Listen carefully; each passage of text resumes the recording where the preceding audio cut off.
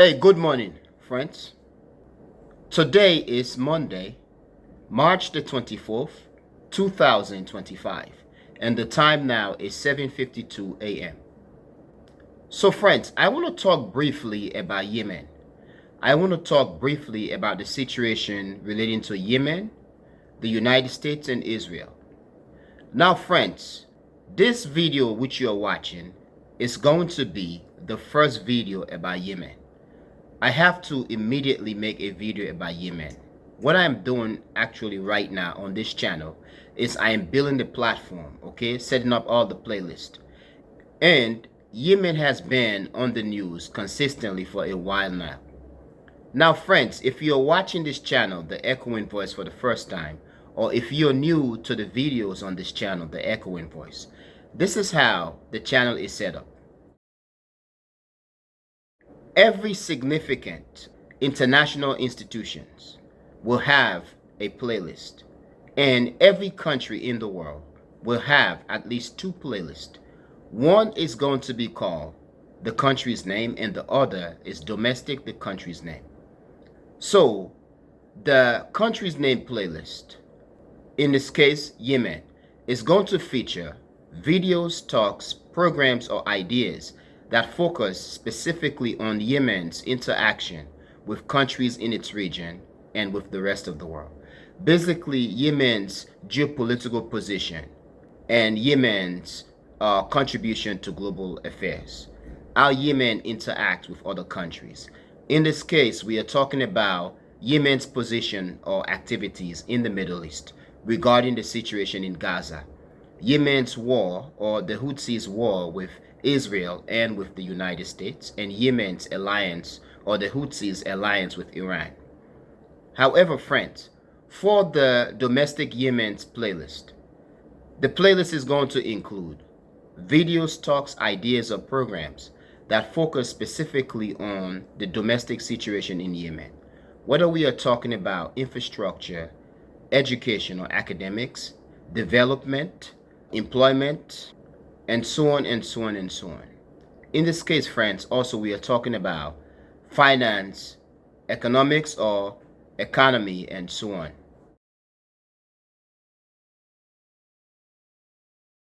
Now, friends, the situation in the Middle East continues to spiral out of control, and Yemen and the Houthis continues to make news, to be very prominent in the situation in the Middle East. We know that, yes, Iran has been at it with Israel. Iran has, in the past, basically lobbed missile, had an interchange of missiles with Israel, to the point where many are saying that Iran has established deterrence with Israel.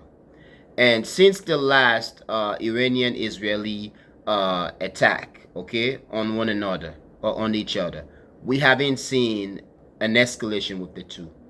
However, the situation between Israel and Yemen and Israel and the United States continues. Just recently, the United States, Donald Trump ordered the United States to attack Yemen, and the United States carried out a bombing campaign against Yemen or against the Houthis. Now, for the Houthis, they are showing resilience to the point where many in the world, many prominent, okay, observers and commentators on international relations are saying that the situation between the United States and the Houthis or Yemen is basically an example of what could happen to the United States should the United States go into war with Iran, okay? And the consequences for the United States could be much greater. Yes, the United States are bombing the Houthis, but the Houthis and Yemen continues to show resilience, and they have been at it for a long time. Yemen has been at war, okay, or conflict with Saudi Arabia for the past 2 to 3 years, to the point where the Saudis have been carrying out bombing campaigns, okay, basically supported by the United States against Yemen. So they basically create for themselves, okay, or establish resilience because they've been experiencing the bombing for a long time. Last week saw Yemen basically lobbing missiles into Israel to the point where in the middle of Israel, in central Israel, it is said that the sirens were going on, okay, they were going off all over in central Israel. So the distance between Yemen to Israel, for a country such as Yemen going through a lot, and based on our stereotype, okay, in international relations regarding countries in the global south, especially weaker, poor countries, is that Yemen is not supposed to be able to do what it is doing, okay? Yes, for richer, much more powerful and sophisticated countries with the best science and so on, it's a peanut, it's not a long distance. But Yemen basically has been launching, okay, or last week, launched several missiles into Israel to the point where central Israel, the sirens were going off. The fact that they could do this, it's very much remarkable. And many are basically making the allegation that the Yemenis or the Houthis are basically making their own missiles. Now, for Israel, those who are commenting on international relations, okay, or observing international relations, are saying that Israel has lost the war, and that should Israel continues to get at it with Yemen, it is going to create an embarrassment for the Israeli to the point where it could rock the Israeli government, the society. Now, I don't know how much this is truthful or how much this could become the reality to come into fruition. But we all need to sit and watch. Now, it is also said the same for the United States. But for the United States, it's an interesting thing in terms of how much the United States is entangled or has been entangled with Israel, or with the policy of Israel, where the United States has to react or to insert or assert itself whenever Israel is in trouble, or Israel find itself in a significant, okay, or specific situation. Basically, we are seeing where Israel fight is the United States fight. Now, I do believe that the United States will have to go down with Israel. The United States is not going to separate from Israel. Yes, you have faction in the United States, such as the far right, who are not subscribe to the Christian ideology, who just might not like Israel. However, you do have the Christian rights, who to them, Israel is the second coming, okay, is the place, is God's land. And they are going to use their influence to support and defend and protect Israel no matter what. Now, for the United States, President Donald Trump, he basically, in one of his speeches, he stated that he wants to be seen as a peacemaker.